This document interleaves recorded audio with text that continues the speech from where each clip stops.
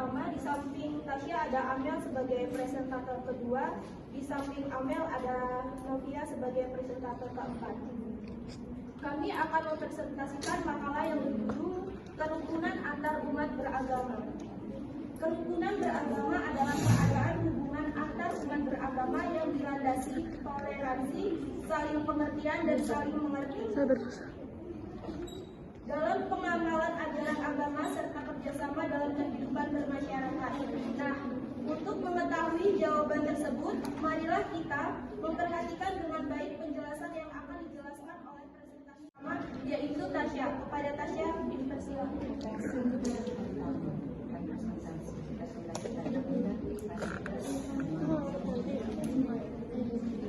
Pada Tasya,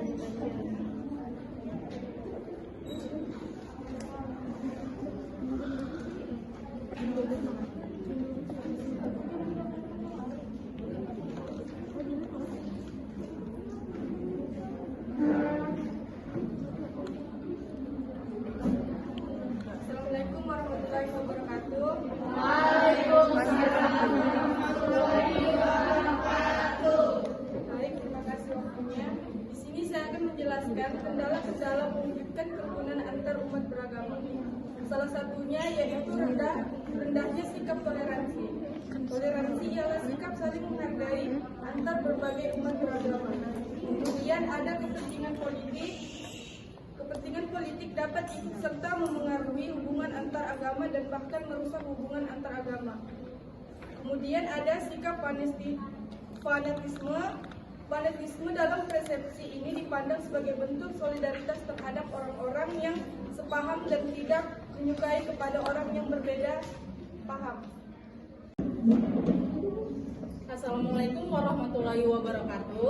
Waalaikumsalam warahmatullahi wabarakatuh. Baik, terima kasih atas waktunya. Di sini saya akan menjelaskan cara menjaga kerukunan antar umat beragama. Yang pertama, menjunjung tinggi toleransi antar umat beragama di Indonesia. Yang kedua, selalu siap membantu sesama dalam keadaan apapun tanpa melihat status orang tersebut. Yang ketiga, hormatilah selalu orang lain tanpa memandang agama apa yang mereka anut. Yang keempat, bila terjadi masalah yang membawa nama agama, tetap selesaikan dengan kepala dingin dan damai tanpa harus saling menyalahkan. Faktor-faktor yang menimbulkan konflik antar umat beragama. Yang pertama, mereka masih belum memahami ajaran agamanya atau menyimpang dari ajaran agama masing-masing.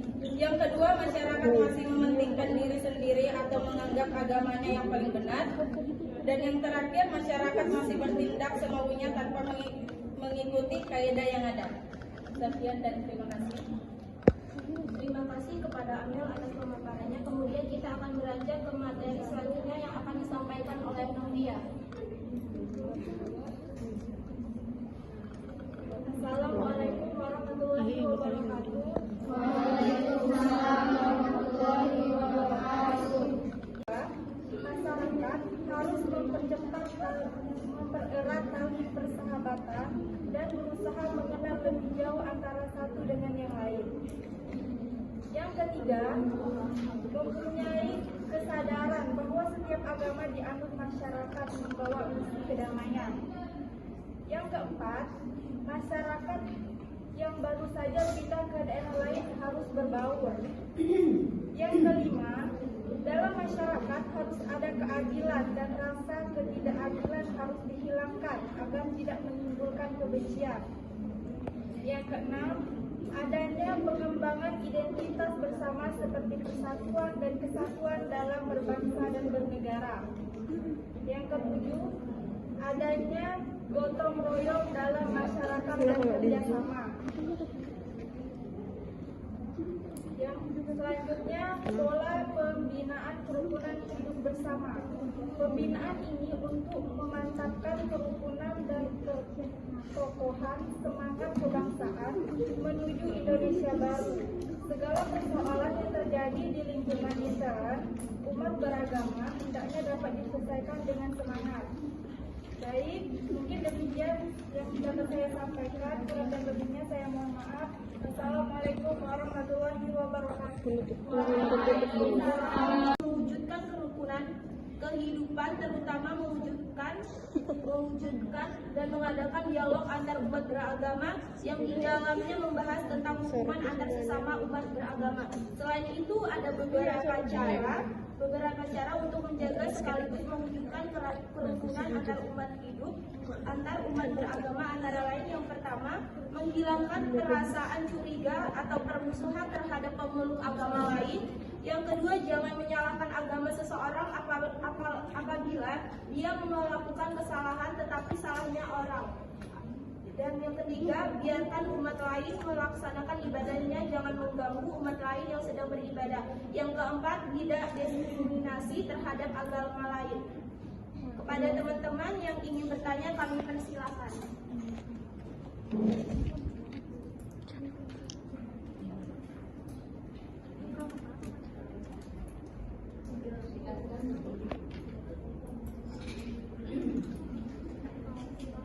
Assalamualaikum warahmatullahi wabarakatuh. Waalaikumsalam warahmatullahi wabarakatuh. Perkenalkan, nama saya Julieta Adi, saya dari D3 Kebidanan kelas 1.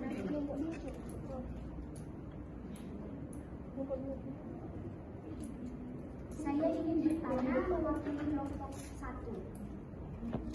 Pertanyaannya yaitu apa yang menyebabkan masalah intoleransi di Indonesia serta berikan contohnya.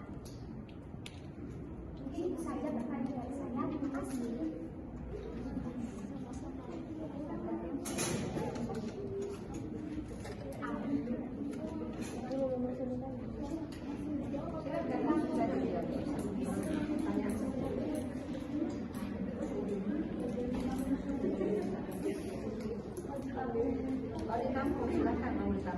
Ada lagi yang ingin bertanya?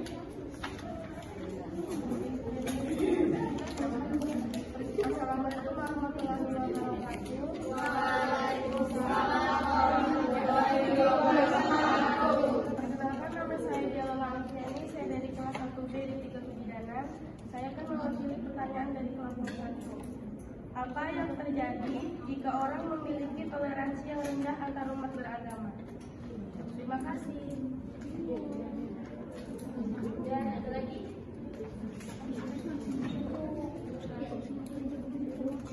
Assalamualaikum warahmatullahi wabarakatuh. Waalaikumsalam warahmatullahi wabarakatuh. Perkenalkan, nama saya Dana Zulfadia.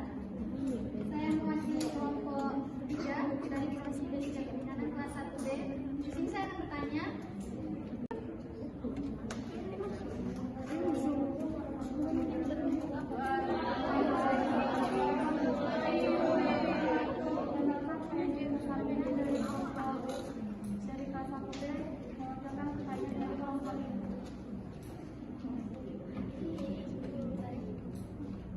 Jelaskan bagaimana cara menciptakan kerukunan dan toleransi antar umat beragama.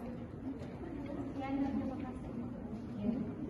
Masih ingat yang namanya padatkan wajah Anda kayak ditanya dan jawab dengan bagus. Silakan. Siapa yang bisa menjawab? Oke. Waktu.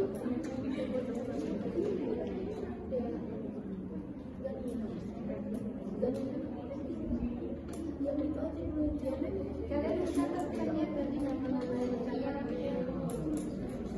mereka lagi mencatat ini. Assalamualaikum warahmatullahi wabarakatuh.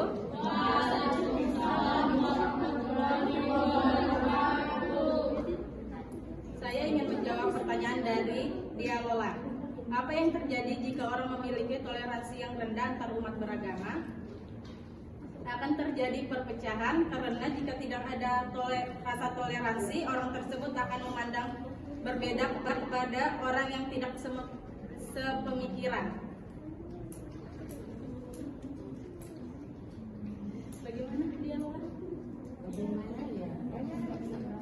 Masih kurang? Oh, Pak.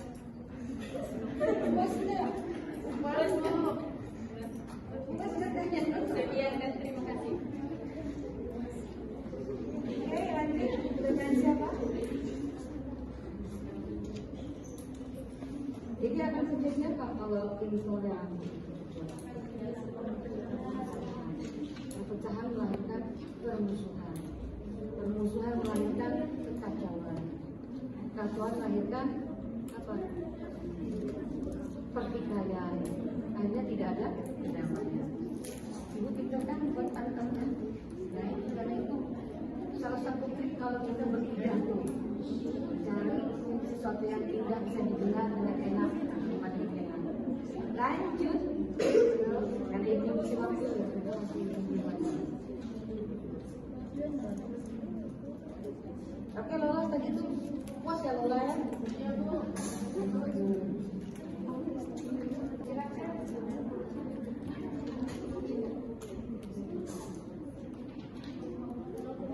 Jadi kalian langsung set ini yang menjawab itu pertanyaan ini. Jadi langsung berdiri, saya akan menjawab pertanyaan si A, si B, ada waktu jeda.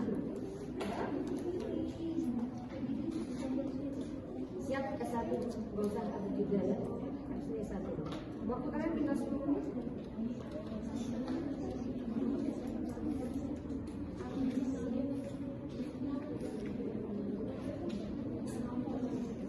Assalamualaikum warahmatullahi wabarakatuh.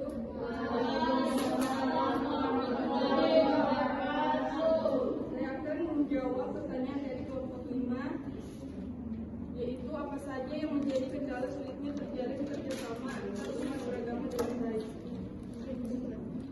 Mana yang bertanya? Coba dihadapi. Atas nama Rahma Hairunisa. Rahma, Rahma.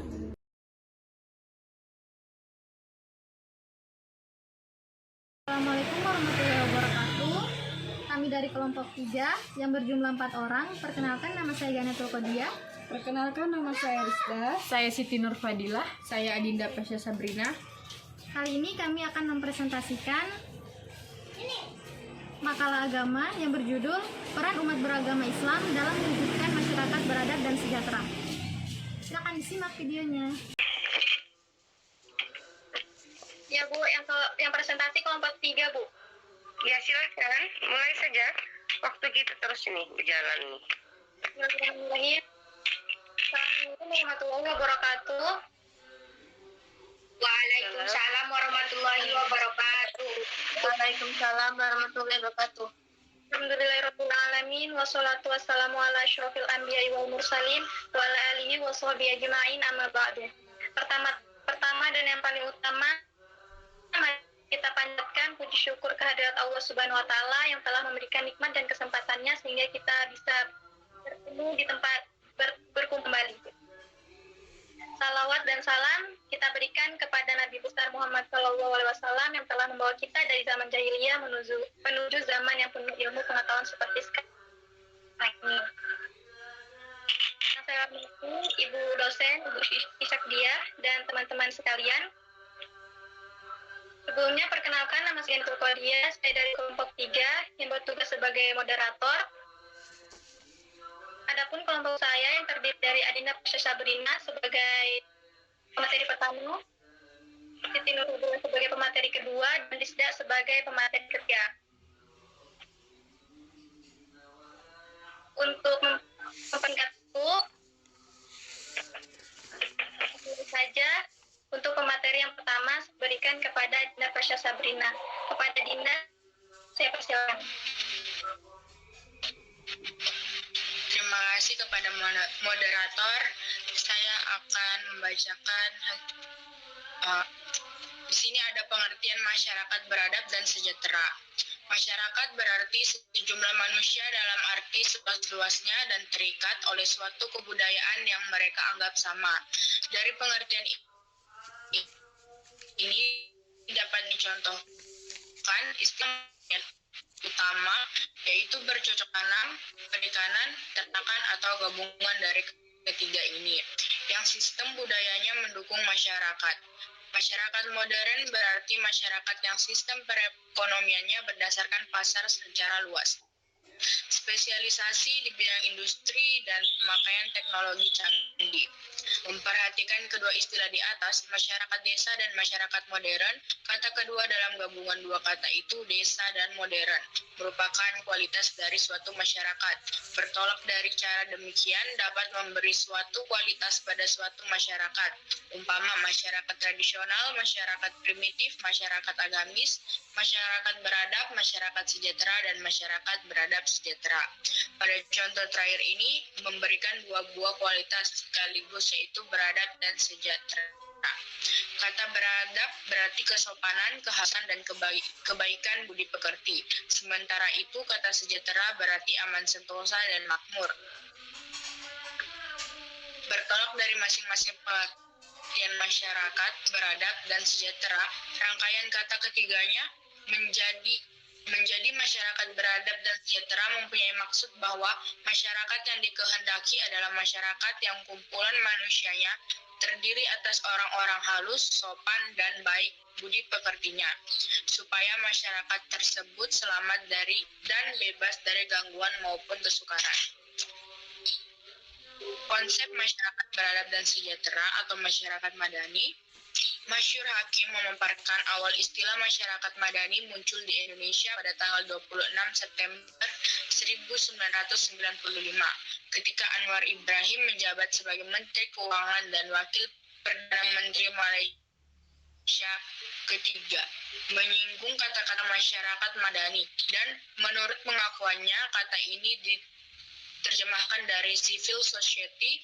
Memang banyak sumber yang menyatakan bahwa istilah masyarakat madani sering diartikan sebagai terjemahan dari civil society, tetapi kata Raharjo, jika dilacak secara empirik, istilah civil society adalah terjemahan dari istilah Latin yaitu civilis societas yang mula-mula dipakai oleh Cicero, seorang orator dan pujangga Roma.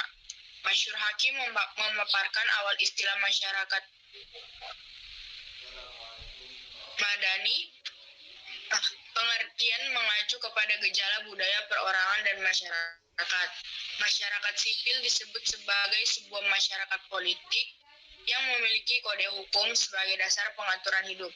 Istilah ini juga dibawa dan dipopulerkan oleh Dato Sri Anwar Ibrahim ke Indonesia dengan masyarakat madani. Sekian dari saya kembalikan ke moderator. Baik, terima kasih atas pemaparan materinya. Kemudian saya berikan kepada Siti Nurfadilah untuk memaparkan selanjutnya. Ya, terima kasih moderator. Saya akan membacakan bagian C, karakteristik masyarakat beradab dan sejahtera atau masyarakat madani. Ada beberapa karakteristik masyarakat beradab dan sejahtera atau masyarakat madani, di antaranya yaitu yang pertama, terintegrasinya individu-individu dan kelompok-kelompok eksklusif ke dalam masyarakat melalui kontrak sosial dan aliansi sosial. Dua, menyebarnya kekuasaan sehingga kepentingan-kepentingan yang mendominasi dalam masyarakat dapat dikurangi oleh kekuatan-kekuatan alternatif. Tiga, dilengkapinya program-program pembangunan yang didominasi oleh negara dengan program-program pembangunan yang berbasis masyarakat. Empat, adanya pembebasan masyarakat melalui kegiatan lembaga-lembaga sosial dengan berbagai ragam perspektif. Lima, tumbuh kembangnya kreativitas yang pada mulanya terhambat oleh rejim-rejim totaliter.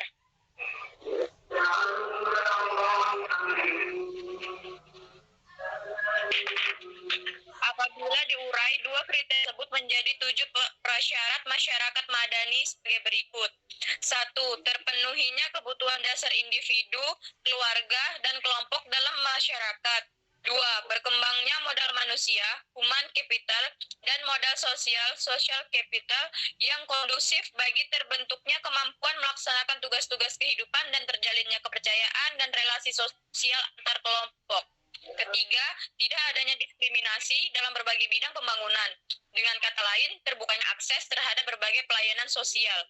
Yang keempat, adanya hak, kemampuan, dan kesempatan bagi masyarakat dan lembaga-lembaga swadaya untuk terlibat dalam berbagai forum di mana isu-isu kepentingan bersama dan kebijakan publik dapat dikembangkan. Yang kelima, adanya kohesivitas antar kelompok dalam masyarakat serta tumbuhnya sikap saling menghargai perbedaan antar umat dan kepercayaan. Keenam, terselenggaranya sistem pemerintahan yang memungkinkan lembaga-lembaga ekonomi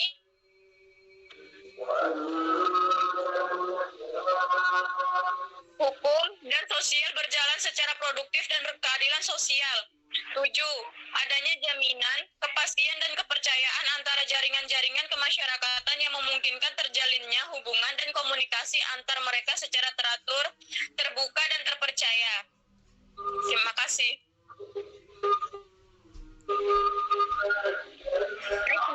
Selanjutnya saya berikan kepada Rizda untuk ke materi selanjutnya. Pada Rizda saya persilakan. Assalamualaikum warahmatullahi wabarakatuh. Waalaikumsalam warahmatullahi wabarakatuh. Di sini saya akan membacakan materi D, peran umat beragama dalam mewujudkan masyarakat beradab dan sejahtera atau masyarakat madani. Peran umat beragama dalam mewujudkan masyarakat beradab dan sejahtera. 1. Landasan masyarakat sebagai masyarakat madani binaan Rasulullah didasarkan pada Al-Quran dan as-sunan beliau sendiri. Pertunjukan Al-Quran yang langsung terkena dengan masyarakat beradab dan sejahtera didasarkan pada hal-hal sebagai berikut. Tauhid. Rumusan tauhid terdapat dalam surat Al-Ikhlas.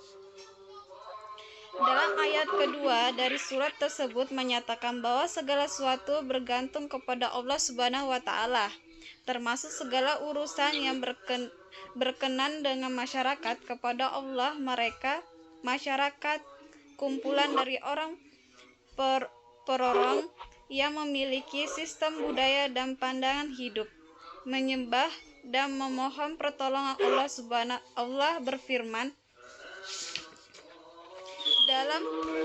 dalam sistem kebangsaan dan kenegaraan Negara Kesatuan Republik Indonesia, prinsip tauhid sejalan dengan sila pertama, ketuhanan yang Maha Esa. Bahkan sebenarnya prinsip tauhid menjiwai sila pertama ini. Yang kedua, perdamaian. Suatu masyarakat, negara, bahkan masyarakat yang paling mikro sekalipun, yaitu keluarga batih, nurle familie, suami, istri, dan anak, tidak akan bisa bertahan keberadaannya kalau tidak ada perdamaian di antara warga Allah. C. 3. Saling tolong-menolong. Tolong-menolong merupakan kelanjutan dari isi perbuatan baik terhadap orang lain. Secara naluri, orang yang pernah ditolong oleh orang lain, di saat ini tertimpa kesulitan, diam-diam ia berjanji suatu saat akan membalas budi baik yang sedang diterima. Di saat itu ia merasa berhutang budi. Di saat ia pulang sering terlontang kata, semoga Allah membalas budi baik Bapak, dan sering pula diiringin doa.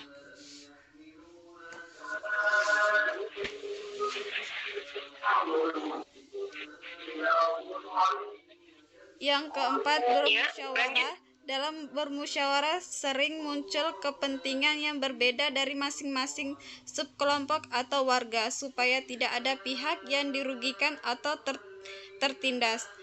Musyawarah untuk mencapai kata sepakat. Moto yang harus sama-sama ditunjukkan tinggi adalah berat sama dipikul, ringan sama dijinjing, nikmat sama-sama dirasakan, duduk sama rendah, berdiri sama tinggi Allah. Adil. Adil merupakan kata kunci untuk menghapus segala bentuk kecemburuan sosial, aneka macam bentuk protes dan demo-demo kolosal. Umumnya menentu keadilan antara rasa keadilan karena merasa dirugikan oleh mitra kerja, juragan, majikan, atau pemerintah. Jika para pengusaha, majikan, juragan, dan pemegang amanah lainnya berbuat adil, insya Allah kesentosaan dan kesejahteraan akan menjadi kenyataan bagi masyarakat, karena rakyat merasa dilindungi dan diayomi, dan pengusaha dihormati dan disegangin. Akhlak.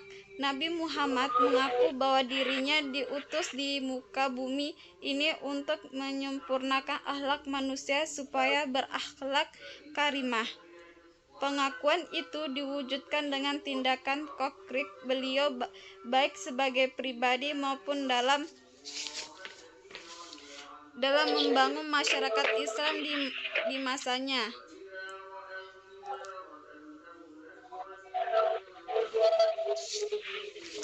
Sekian dari saya, mungkin itu saja yang bisa saya sampaikan. Saya kembalikan ke moderator.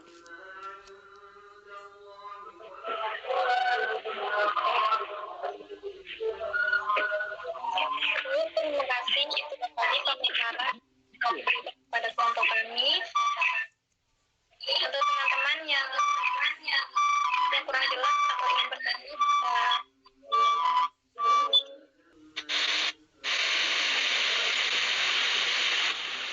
oke.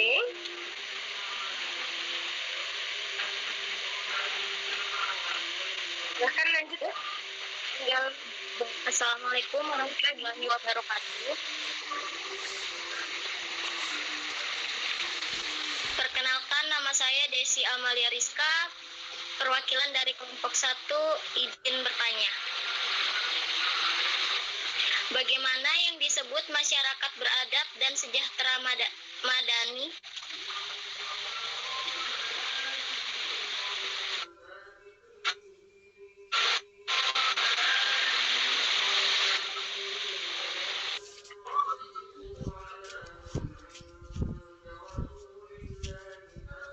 Silahkan.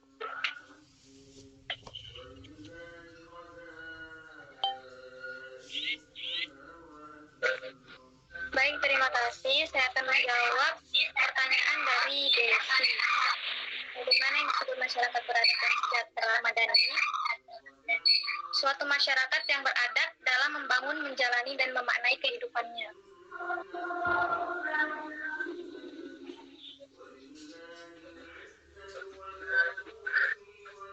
Ya, lanjut.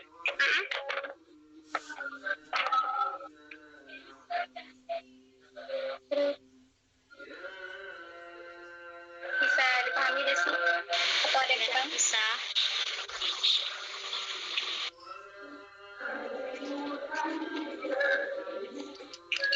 Selanjutnya teman-teman, apakah ada yang mau ditanyakan?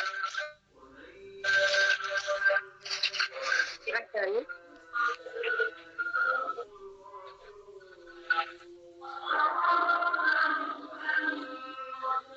Ya. Lanjut ya, yang lainnya.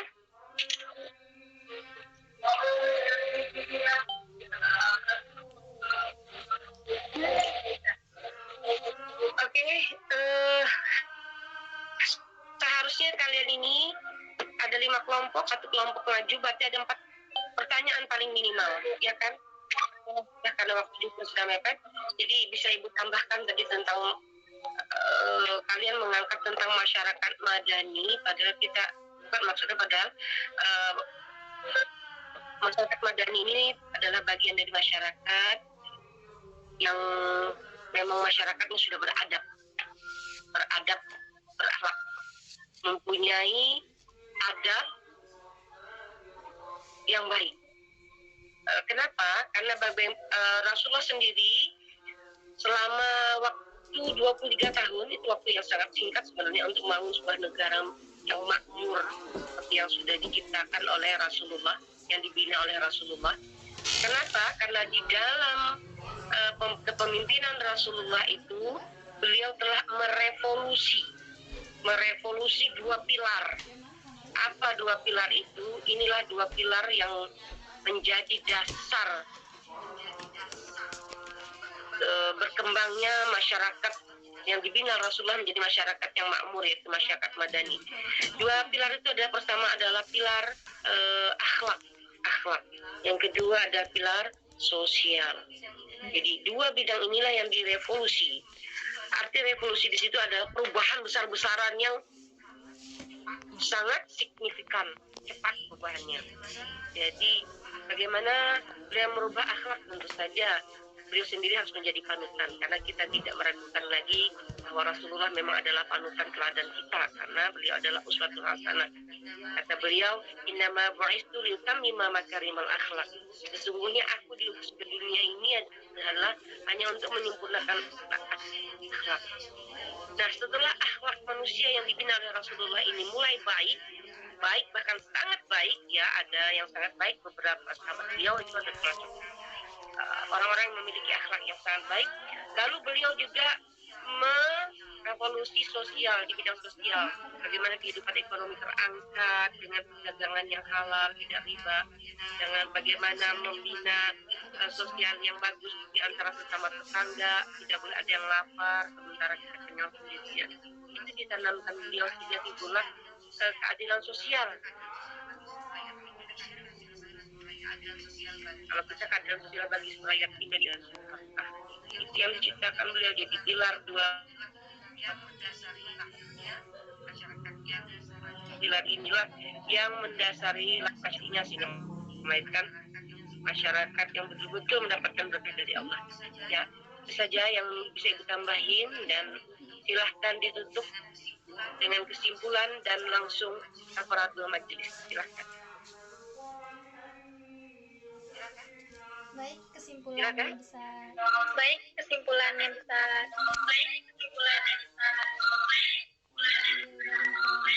Diambil dari mata-mata Allah.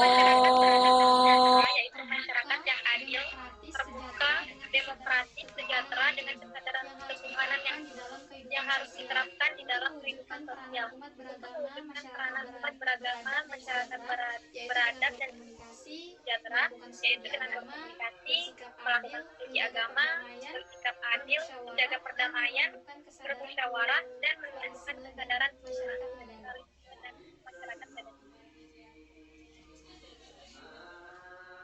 Mungkin itu saja yang bisa saya sampaikan. Ya, yang bisa saya sampaikan. Ya, Bu. Ya, kesimpulan kafaratul majelis. Demikianlah isi presentasi saya kali ini. Semoga apa yang saya sampaikan dapat bermanfaat bagi kita semua. Jika ada kekurangan mohon dimaafkan, karena kesempurnaan ilmu hanya milik Allah Subhanahu wa taala saja. Akhirul kalam, subhanakallahumma wa bihamdika, asyhadu an la ilaha illa anta, Assalamualaikum warahmatullahi wabarakatuh.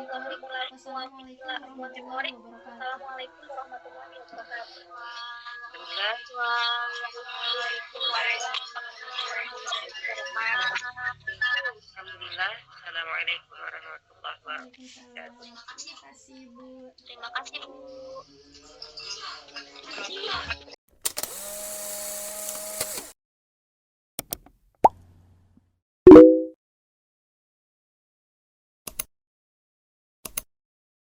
Assalamualaikum warahmatullahi wabarakatuh. Waalaikumsalam warahmatullahi wabarakatuh. Yang terhormat Ibu Haja Isyakdia selaku dosen agama, yang kami hormati teman-teman yang berada di meet ini. Puji syukur kehadiran Allah Subhanahu wa taala yang senantiasa memberikan nikmat kesehatan kepada kita semua. Dan tidak lupa salawat dan salam kepada Nabi besar kita Nabi Muhammad SAW. Pagi hari ini saya Rika Melia yang akan menjadi moderator di kelompok saya, dan diskusi yang akan kita bahas adalah peran umat beragama dalam mewujudkan masyarakat beradab dan sejahtera. Sebelumnya izinkan saya memperkenalkan anggota kelompok 5. Presentator pertama ada Umi Kalsum yang akan menjelaskan materi pertama. Presentator kedua saya sendiri Ari Kamelia menjelaskan materi terakhir. Sebelum menjelaskan materi, mari mengucapkan basmalah. Bismillahirrahmanirrahim. Kita akan langsung menyimak penjelasan dari presentator pertama. Kepada Umi, saya persilakan. Di sini saya akan menjelaskan tentang pengertian beradab dan sejahtera. Masyarakat adalah sejumlah individu yang hidup bersama dalam wilayah tertentu, bergaul dalam jangka waktu lama sehingga menimbulkan kesadaran pada diri setiap anggotanya sebagai suatu kesatuan. Beradab berarti kesopanan dan kebaikan budi pekerti. Sejahtera berarti aman, sentosa, dan makmur, selamat dari gangguan dan kesukaran. Masyarakat beradab dan sejahtera mempunyai maksud bahwa masyarakat yang dikehendaki adalah masyarakat yang kumpulan manusianya terdiri dari orang-orang halus, sopan, dan baik budi pekertinya. Agar masyarakat tersebut selamat dan bebas dari gangguan maupun kesukaran.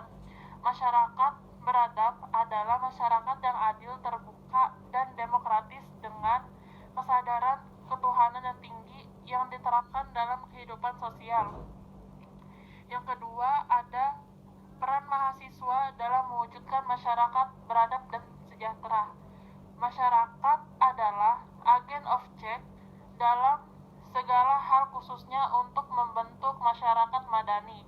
Indonesia belum bisa dikatakan negara madani karena lapisan masyarakat masih belum atau masih minim ditemukan masyarakat madani. Indonesia negara yang menjemukan dengan adanya masyarakat yang bertoregen untuk menciptakan rasa toleransi yang tinggi masih dirasa sulit. Tidak sedikit masyarakat yang masih individualis. Jadi, sebagai mahasiswa bisa berperan untuk menumbuhkan atau mengupayakan kemauan masyarakat untuk memiliki toleransi hingga tercipta adanya masyarakat madani. Peran mahasiswa bagi kehidupan masyarakat. Mahasiswa adalah kalangan akademis yang memiliki tempat tersendiri di dalam masyarakat. Potensi, kelebihan, dan kemampuan yang dimiliki tidak bisa disamakan dengan rakyat lain karena kontribusinya terdapat kehidupan berbangsa dan beragama tidak bisa dianggap remeh. Yang ketiga, ada beberapa peran mahasiswa dalam kehidupan masyarakat. Yang pertama, menyampaikan aspirasi masyarakat kepada pemerintah. Mahasiswa adalah kaum interaksi yang tinggi bersama berbagai lapisan masyarakat. Mereka sering melakukan interaksi dengan masyarakat sehingga para mahasiswa juga lebih permasalahan yang sedang terjadi. Yang kedua, ada kontrol publik. Tidak seperti para politikus yang sudah terjun di dunia politik, mahasiswa merupakan anak muda dengan idealisme yang masih kuat dan pemikiran yang belum berpengaruhi dan kepentingan politik. Hal ini membuat peran dan fungsi Baik, selanjutnya akan dibacakan oleh Sinta Sania. Baik, terima kasih moderator. Materi kedua.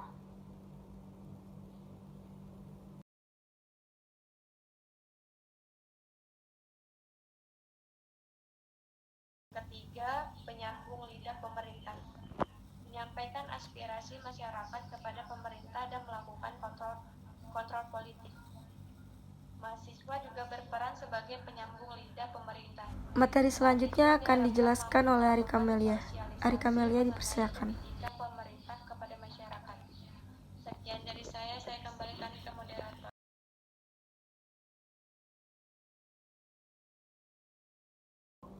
Fungsi peran mahasiswa dalam mewujudkan masyarakat beradab dan sejahtera. 1. Agen of change. Mahasiswa adalah agen perubahan yang harus berdiri di barisan yang paling depan untuk menggerakkan perubahan ke arah lebih baik. Melalui kacamata mahasiswa yang masih netral, mereka bisa melihat kesalahan-kesalahan yang dilakukan di negaranya. 2. Social control. Fungsi mahasiswa sebagai kontrol sosial sangatlah penting. Mahasiswa berfungsi untuk melakukan kontrol kepada hal-hal yang bertentangan dengan nilai keadilan di masyarakat. 3. Moral force. Fungsi mahasiswa dalam menjaga nilai-nilai baik di kalangan masyarakat, mahasiswa harus mampu mencerminkan nilai karakter terbaik sesuai dengan tingkatan intelektualnya. 4. Eurostock. Mereka adalah generasi baru yang bisa memajukan negaranya. Dengan menjadi mahasiswa berkualitas dan bermoral, masa depan bangsa Indonesia pun akan semakin cerah. Baik, itu saja yang bisa saya jelaskan. Saya kembali lagi dengan moderator. Baik, acara materi ini sudah selesai. Terima kasih kepada presentator yang telah membacakan materi. Untuk sesi pertanyaan, saya persilakan kepada kelompok-kelompok yang ingin bertanya kepada kelompok kami. Saya dari kelompok 1 ingin mewakili kelompok kami.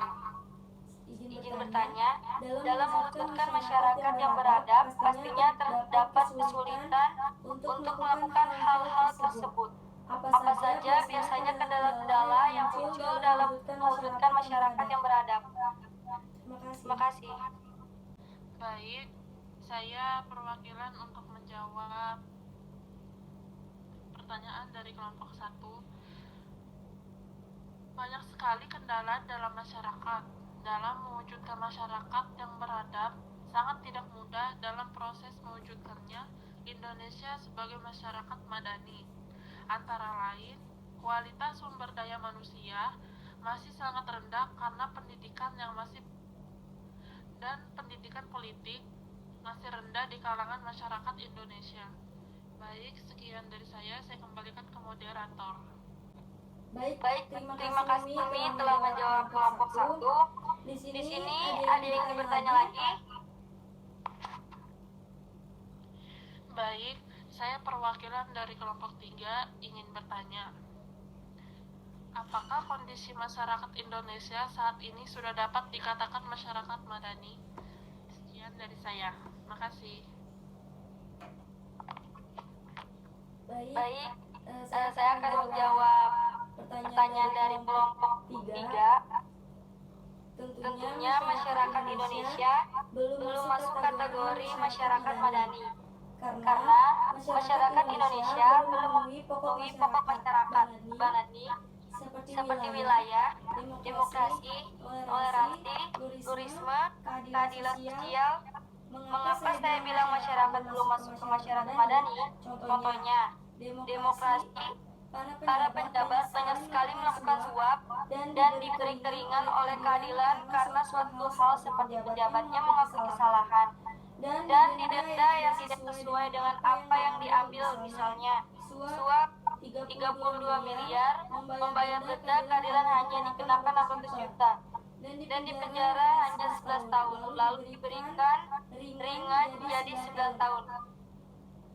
Oleh karena itu, masyarakat sekarang tidak masuk di kategori masyarakat madani. Itu saja yang bisa saya jawab.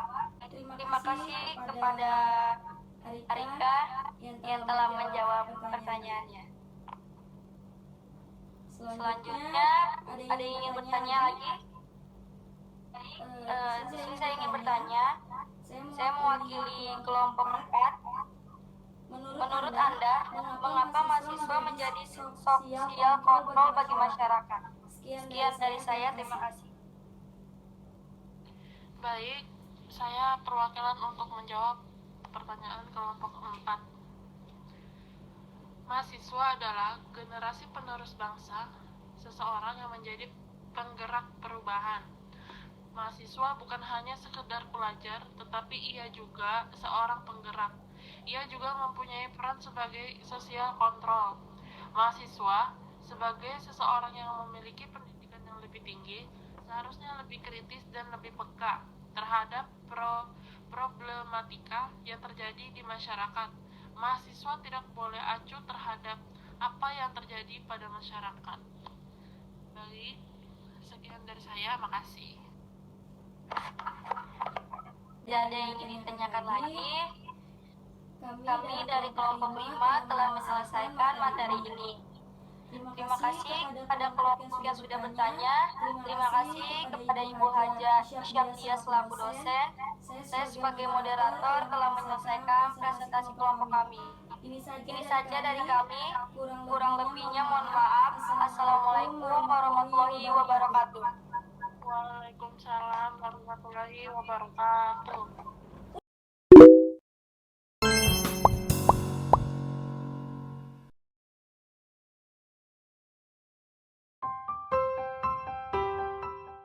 Bismillahirrahmanirrahim. Assalamualaikum warahmatullahi wabarakatuh. Alhamdulillahirrabbilalamin. Wassalatu wassalamu ala asrofil anbiya wal mursalin Sayyidina wa maulana Muhammadin wa ala alihi wa sahbihi ajmain. Amma ba'du.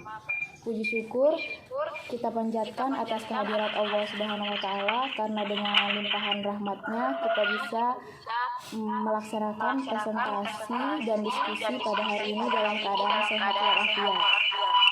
Salawat serta salam kita aturkan kepada junjungan kita Nabi besar Muhammad SAW, keluarga, sahabat, dan para pengikutnya hingga akhir zaman. Baik, pada kesempatan hari ini kami akan mempresentasikan tentang kerukunan antar umat beragama. Sebelumnya, izinkan saya memperkenalkan anggota saya. Yang pertama ada Desi Amalia Rizka, yang kedua Dea Lola Alfiani, yang ketiga Devita Aguilera Prasetya, kemudian ada Julieta Arti, dan saya sendiri Nanda Alasri sebagai moderator. Baik, Desi Amalia Rizka, saya persilahkan untuk menyampaikan materi pertama.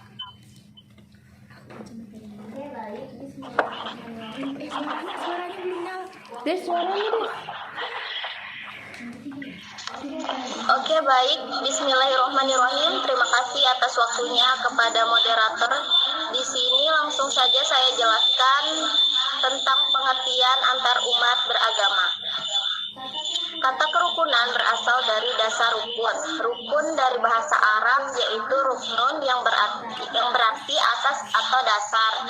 Misalnya rukun Islam atau dasar agama Islam. Kerukunan beragama ialah keadaan hubungan antar umat beragama yang dilandasi toleransi, saling pengertian, dan saling menghormati dalam pengamalan ajaran agama serta kerjasama dalam kehidupan bermasyarakat. Rukun adjektif berarti baik dan damai, tidak bertentangan, bersatu hati, dan bersepakat. Kata rukun berarti perkumpulan yang berdasar pada tolong-menolong dan persahabatan. Rukun nomina berarti sesuatu yang keduanya harus dipenuhi untuk sahnya suatu pekerjaan. Semuanya terlaksana dengan baik dan tidak menyimpang dari rukunnya. Kerukunan antar agama yang dimaksudkan ialah mengupayakan agar terciptanya suatu keadaan yang tidak ada pertentangan dalam masing-masing umat beragama antar golongan-golongan agama yang berbeda satu sama lain, antar pemeluk agama yang satu dengan pemeluk agama yang lain. Oke, mungkin itu saja yang dapat saya jelaskan. Terima kasih Desi telah menyampaikan materi. Kemudian selanjutnya akan disampaikan oleh Dea Lola Alfiani. Dea Lola, saya persilahkan. Oke, baik. Bismillah, terima kasih atas waktunya kepada moderator. Di sini langsung saja saya jelaskan. Kerukunan antar umat beragama di Indonesia.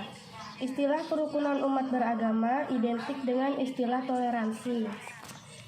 Istilah toleransi menunjukkan pada arti saling memahami, saling mengerti, dan saling membuka diri dalam bingkai persaudaraan. Bila pemaknaan ini dijadikan pegangan, maka toleransi dan kerukunan adalah sesuatu yang ideal dan didambakan oleh masyarakat manusia.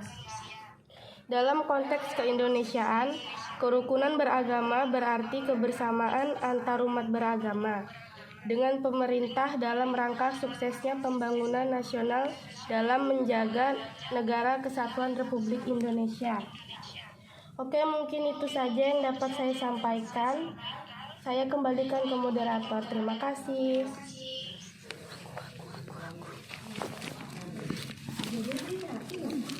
Enggak, kamu. Terima kasih untuk Dea. Selanjutnya akan disampaikan oleh Julieta Ardi. Silakan. Kita. Assalamualaikum warahmatullahi wabarakatuh. Saya Julieta Ardi akan membacakan jenis-jenis kerukunan antar umat beragama. Jenis-jenis antar umat beragama dibagi menjadi 3, yaitu kerukunan intern umat beragama, kerukunan antar umat beragama, dan kerukunan antar umat beragama dengan pemerintah. Kerukunan inter umat beragama merupakan keberagaman agama harus dilandasi dengan toleransi, saling pengertian, menghargai, kesetaraan dalam pengamalan ajaran agamanya. Kemudian kerukunan antar umat beragama dengan menghindari konflik antar umat beragama merupakan bagian yang penting. Tidak ada jalan lain yang dapat dilakukan selain dari memajukan kehidupan yang rukun antar umat beragama.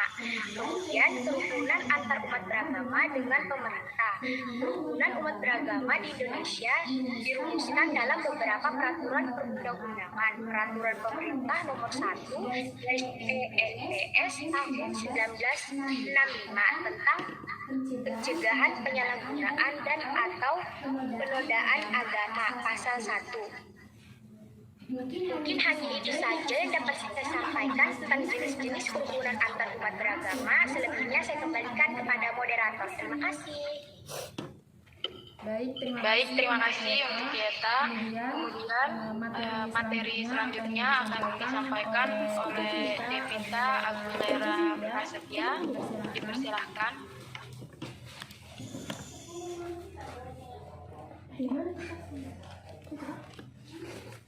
Baik, terima kasih kepada moderator yang telah memberikan waktu untuk saya.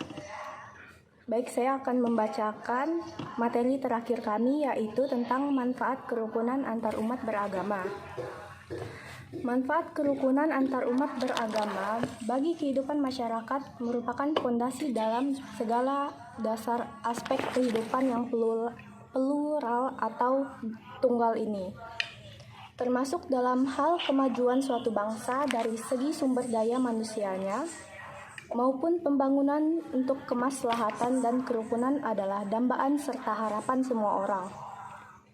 Sehingga setiap orang bisa melaksanakan hak dan kewajibannya dengan aman dan sukacita tanpa ada kekhawatiran yang meliputi.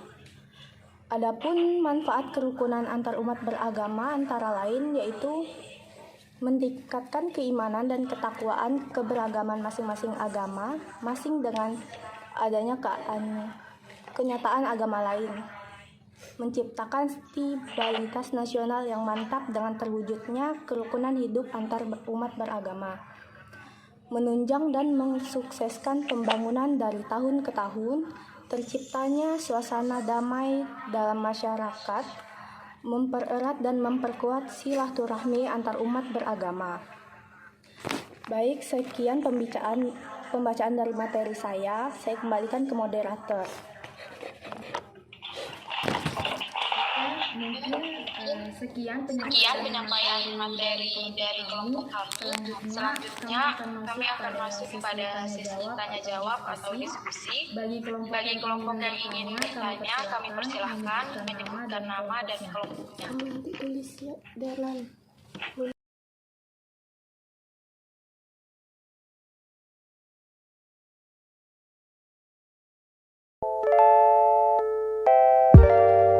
Warahmatullahi wabarakatuh. Alhamdulillahirabbil alamin wassalatu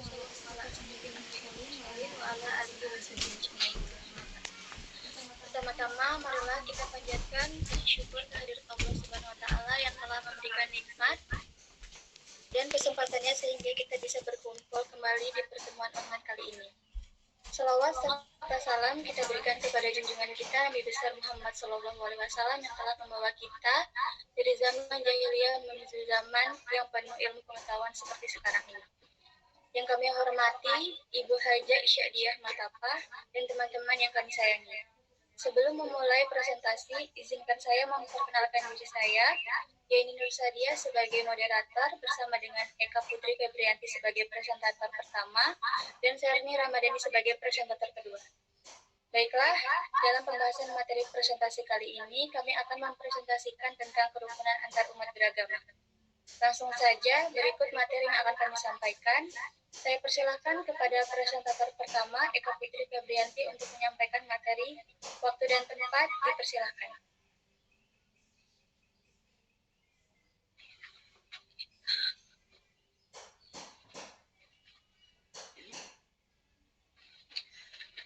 Baik, terima kasih kepada moderator.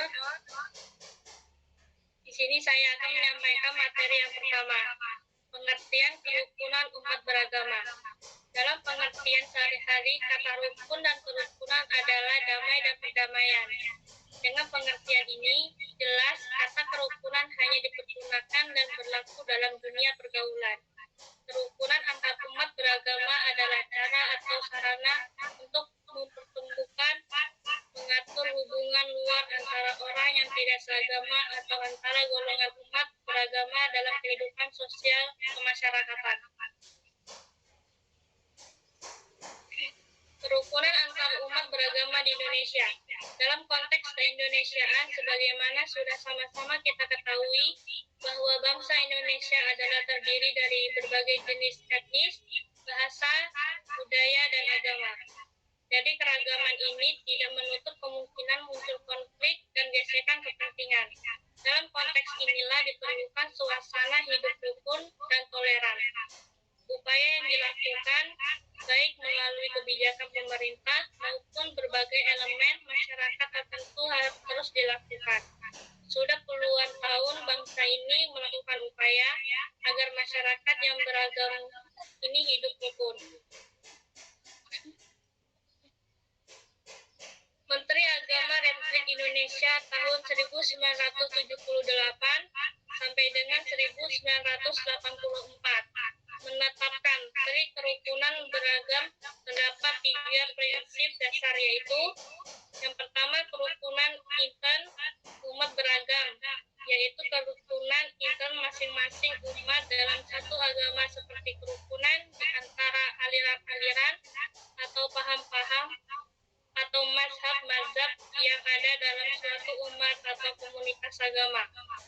Yang kedua, kerukunan antar umat beragam, yaitu kerukunan di antara umat agama yang berbeda-beda seperti kerukunan di antara para pemeluk agama-agama yang berbeda-beda, yaitu di antara pemeluk Islam dengan pemeluk Kristen, Protestan, Katolik, Hindu, dan Buddha. Yang ketiga, kerukunan antar umat beragama dengan pemerintah, yaitu kerukunan antar umat agama dengan pemerintah ialah supaya diupayakan keserasian dan keselarasan di antara para pemeluk atau pejabat agama dengan para pejabat pemerintah, dengan saling memahami atau menghargai tugas masing-masing dalam rangka membangun masyarakat dan bangsa Indonesia yang beragama. Baik, terima kasih kepada Eka Putri telah menyampaikan materi. Selanjutnya saya persilakan kepada presentator kedua, Serni Ramadhani, untuk menyampaikan materi. Waktu dan tempat dipersilakan. Terima kasih kepada moderator. Jenis-jenis kerukunan antar umat beragama. Kerukunan antar pemeluk agama yang sama. Suatu bentuk kerukunan yang terjalin antar masyarakat penganut satu agama. Misalnya, kerukunan sesama orang Islam atau kerukunan sesama penganut agama Kristen. Kerukunan antar pemeluk agama yang sama juga harus dijaga agar tidak terjadi perpecahan. Walaupun sebenarnya dalam hal ini sangat minim sekali terjadi konflik. Yang kedua, kerukunan antar umat beragama lain. Suatu bentuk kerukunan yang terjalin antar masyarakat yang memeluk agama berbeda-beda. Misalnya, kerukunan antar umat Islam dan Kristen, antara pemeluk agama Kristen dan Buddha, atau kerukunan yang dilakukan oleh semua agama. Kerukunan antar umat beragama lain ini cukup sulit untuk dijaga. Seringkali terjadi konflik antar pemeluk agama yang berbeda. Manfaat kerukunan antar umat beragama. Yang pertama dapat menghindari perpecahan antar umat beragama, yang kedua dapat mempererat tali silaturahmi, yang ketiga terciptanya ketentraman dalam hidup bermasyarakat.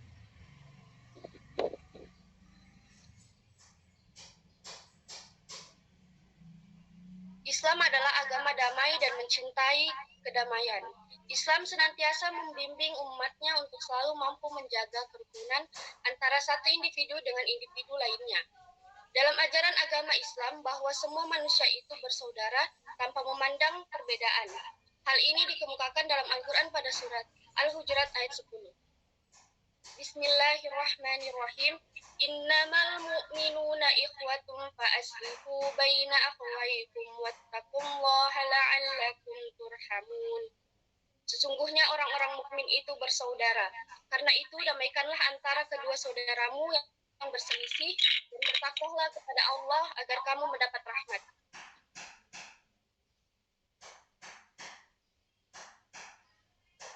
Terima kasih kepada presentator yang sudah menjelaskan materi. Kami persilakan kepada teman-teman semua untuk bertanya atau memberi masukan. Baik. Assalamualaikum warahmatullahi wabarakatuh. Saya dari kelompok 3 izin bertanya. Saya dari kelompok 6 izin bertanya. Bagaimana sikap yang harus kita lakukan sebagai bentuk toleransi antar umat beragama? Terima kasih.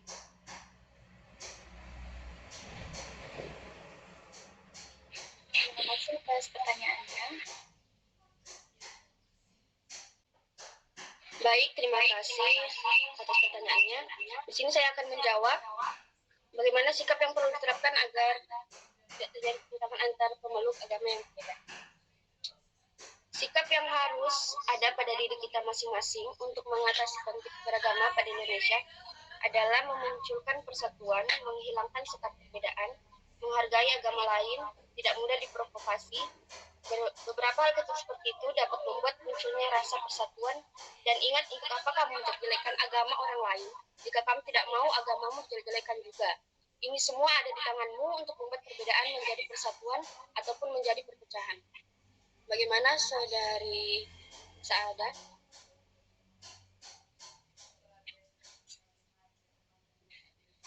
Baik,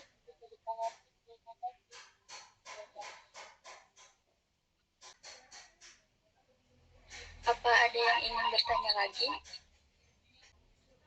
Kelompok yang pertama.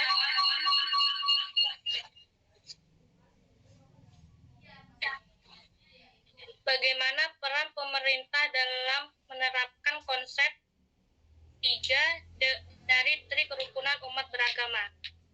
Jawabannya, peran pemerintah dalam konsep ketiga dari Tri Kerukunan Beragama adalah dengan menciptakan kondisi yang kondusif bagi seluruh umat beragama untuk menjalankan ajaran agamanya.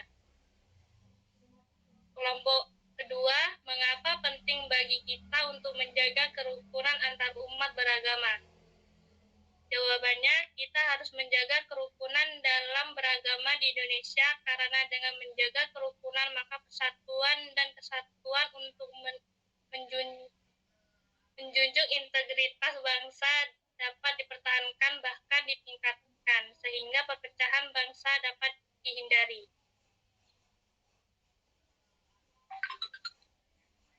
Kelompok 4, bagaimana cara yang bisa dilakukan sebagai wujud sikap saling menghargai antar umat beragam? Jawabannya, cara yang bisa dilakukan sebagai wujud sikap saling menghargai antara umat beragama adalah yang pertama, saling menghargai, yang kedua, tidak saling usik atau mengganggu satu sama lain, yang ketiga, saling menjaga satu sama lain. Pertanyaan dari kelompok 6, bagaimana sikap yang harus kita lakukan sebagai bentuk toleransi antar umat beragama? Sikap yang harus kita lakukan sebagai bentuk toleransi antar umat beragama yaitu yang pertama, tidak memaksakan orang lain untuk menganut agama kita. Yang kedua, tidak mencela atau menghina agama lain dengan alasan apapun, serta tidak melarang ataupun mengganggu umat agama lain untuk beribadah sesuai agama atau kepercayaannya masing-masing. Untuk pertanyaan dari kelompok 8, kita tuh kan berbeda-beda. Nah, gimana cara yang baik buat menyatukan perbedaan baik dalam Islam yang mazhabnya berbeda ataupun dengan non-muslim yang sudah jelas berbeda keyakinan? Di dalam Al-Quran, ujaran yang pertama dalam menyikapi perbedaan adalah manusia diperintahkan agar saling memahami dan saling mengenal. Hal ini terdapat dalam firman-Nya surat Al-Hujurat ayat 13. Bismillahirrahmanirrahim. Ya ayyuhan nasu inna khalaqnakum min dzakarin wa untha wa ja'alnakum syu'uban wa qabaila lita'arafu. Inna akramakum indallahi atqakum. Innallaha alimun khabir.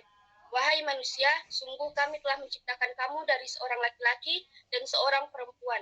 Kemudian kami jadikan kamu berbangsa-bangsa dan bersuku-suku agar kamu saling mengenal. Sesungguhnya yang paling mulia di antara kamu di sisi Allah ialah orang yang paling bertakwa.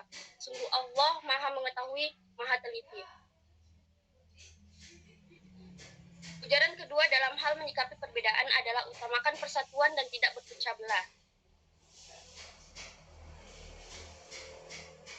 Hal ini terdapat dalam firman-Nya surat Ali Imran ayat 103.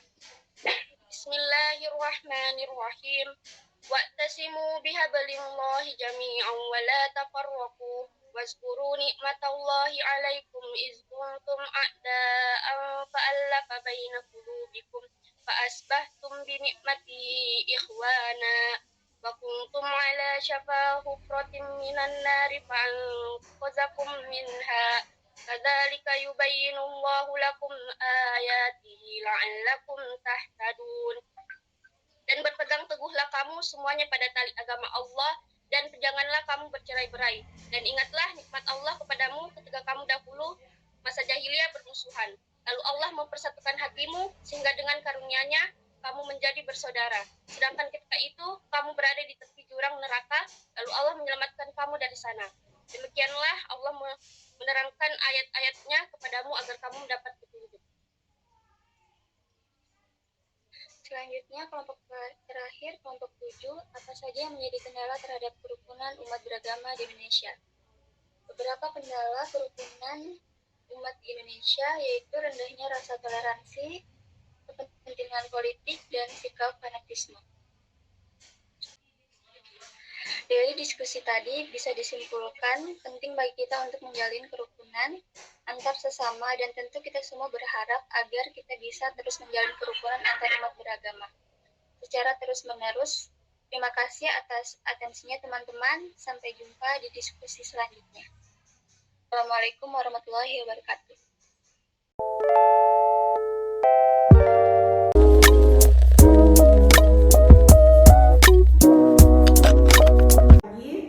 Perkenalkan, nama saya Rindy Ali Anjani dari kelompok 5 dan teman-teman saya. Saya Novi Abisalmi. Saya Nena Mariana. Dan berdirinya kami di sini ingin mempresentasikan makalah kami yang berjudul Martabat dan Tanggung Jawab Manusia. Yang pertama akan disampaikan oleh Adeno. Latar belakang. Manusia adalah makhluk hidup ciptaan Allah Subhanahu wa Ta'ala yang paling sempurna. Diciptakan dari saripati tanah, kemudian menjadi nutfah, alaqah, dan mudghah, hingga akhirnya menjadi wujud yang sekarang ini. Salah satu kesempurnaan manusia yang tidak dimiliki makhluk lain adalah akhlak dan nafsu. Dua hal inilah yang membuat manusia dapat berpikir, bertanggung jawab, serta memilih jalan hidup. Kelebihan-kelebihan seperti yang dijelaskan pada Al-Quran Surah Al-Isra. Pengertian tanggung jawab: berkewajiban menanggung, memikul jawab, menanggung segala sesuatu, atau memberikan jawab dan menanggung akibatnya. Tanggung jawab adalah kesadaran manusia akan tingkah laku atau perbuatannya yang disengaja maupun tidak disengaja. Istilah tanggung jawab umumnya dipakai untuk menutupi tanggung jawab itu sendiri. Sedangkan tanggung jawab dan kebebasan ialah kedua hal yang tidak bisa untuk dipisahkan. Sebab seseorang yang dapat bertanggung jawab atas tindakannya dan bisa mempertanggungjawabkan segala perbuatannya. Hanyalah seseorang yang dapat mengambil sebuah keputusan dan sanggup untuk bertindak secara bebas atau tanpa adanya suatu tekanan dari belah pihak. Selanjutnya akan dibacakan oleh Novi. Selanjutnya, Junter Bernasau tanggung jawab, yaitu setiap orang yang sanggup mempraktekkan semua pengetahuan dan tenaganya dalam sebuah tindakan yang efektif dan berguna jika seseorang wajib menanggung segala akibat yang dilakukannya, baik dapat memberikan keuntungan bagi dirinya maupun malah merugikan dirinya. Kaitan martabat dan tanggung jawab manusia. Kaitan hakikat martabat dan tanggung jawab manusia adalah makhluk ciptaan Allah SWT yang paling sempurna dibandingkan dengan makhluk lainnya. Karena manusia mempunyai akal dan pikiran untuk berpikir secara logis dan dinamis dan bisa membatasi diri dengan perbuatannya yang tidak dilakukan. Dan kita bisa memilih perbuatan mana yang baik atau buruk buat diri kita sendiri. Seperti yang telah diuraikan di atas, bahwa manusia diberi akal, pikiran, dan perasaan sehingga sanggup berdiri sendiri dan bertanggung jawab atas dirinya. Contoh aplikasi tanggung jawab terhadap Tuhan, diri sendiri, dan sesama manusia. Terhadap Tuhan, tanggung jawab terhadap Tuhan menempati hakikat sebagai hamba. Maka sudah pastilah manusia mesti tunduk patuh, taat, setia, mengikuti dan menurut pada perintah Allah Subhanahu wa Ta'ala, pada Allah Maha Pencipta. Jika segala ciptaan di langit dan di bumi pada hakikatnya menyerupai Allah, maka alangkah lebih layaknya dan berhak manusia itu sebagai sifatnya hamba Allah yang istimewa itu sujud dan menyerah diri kepada Allah. Itulah intipati atau sanipati Islam sebagai agama Allah terhadap dirinya sendiri. Tanggung jawab terhadap dirinya sendiri. Allah menciptakan manusia ada tujuan-tujuannya yang tertentu. Dalam hal ini, pada intinya, manusia mengabdi untuk Allah, bukan karena mengharapkan yang lain. Bentuk pengabdian tersebut merupakan pengakuan atas keberadaan Allah Subhanahu wa Ta'ala, melaksanakan perintahnya serta menjauhi larangannya. Selanjutnya dibacakan oleh saya. Terhadap sesama manusia. Tanggung jawab sesama manusia. Sebagai seorang manusia yang membutuhkan bantuan orang lain, tentunya kamu mempunyai tanggung jawab yang wajib dipenuhi kepada masyarakat di lingkungan yang Anda tinggali saat ini. Salah satu contoh dari tanggung jawab kepada masyarakat yaitu jika terdapat seseorang yang tak mau untuk melakukan kerja bakti sebab malas, maka dirinya akan mendapatkan teguran dari kepala desa ataupun warga setempat. Sebab kerja bakti adalah tanggung jawab terhadap semua anggota masyarakat. Kesimpulannya, martabat manusia adalah harga diri atau kedudukan manusia di muka bumi, yaitu sebagai makhluk ciptaan Allah yang paling sempurna dan derajatnya lebih tinggi daripada makhluk yang lain. Martabat manusia yang paling sempurna dan lebih tinggi disebabkan karena manusia diberi akal dan hati nurani oleh Allah. Tanggung jawab manusia adalah kewajiban yang harus dilakukan oleh manusia karena kemampuan dan martabat manusia. Sebagai makhluk yang paling sempurna dan lebih tinggi, sebagai hamba dan Allah dan hamba di muka bumi, sebagai hamba Allah, tugas utama manusia adalah mengabdi kepada Allah, menaati perintahnya dan menjauhi segala-segalanya. Sebagai khalifah Allah, manusia memiliki tugas sebagai pemimpin wakil Allah di muka bumi untuk mengelola dan memelihara alam.